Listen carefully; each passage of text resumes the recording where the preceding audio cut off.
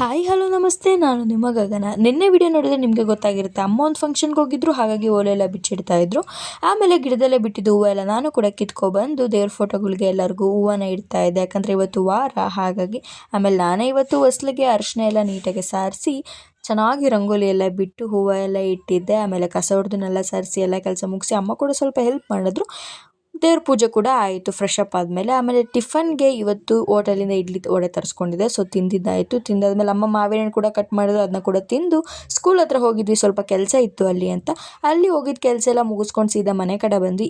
ನಮ್ಮ register Ravichandran sir ಅವರ movie ಹಾಕಿದ್ರು, ಸೊ ಮೂವಿ ನೋಡ್ಕೊಂಡು ಕೂತಿದ್ವಿ. ಅಷ್ಟರಲ್ಲಿ ಶೋರೂಮಲ್ಲಿ ಕೆಲಸ ಇತ್ತು ಅಂತ ಅಂದ್ಬಿಟ್ಟು ನಾನು ನನ್ನ ತಮ್ಮ ಹೋಗಿದ್ವಿ. ಇವತ್ತು ನೈಟ್ ಅಡುಗೆಗೆ ಅಂತ ಹೋಗ್ಬಿಟ್ಟು ಟೊಮೊಟೊ ಅದು ಇದೆಲ್ಲ ತಗೊಬಂದೆ. ಇದು ಕರೆಂಟ್ ಇರಲಿಲ್ಲ, ಹಾಗಾಗಿ ಅಮ್ಮ ಇದನ್ನು ಸುಳಿರಿ ಅಂತ ಕೊಟ್ಟಿತ್ತು. ಸುಳ್ಕೊಂಡು ಈ ಕಡೆ ಅಮ್ಮ ಚಿಕನ್ ಪ್ರಿಪೇರ್ ಮಾಡ್ತಿದ್ರು.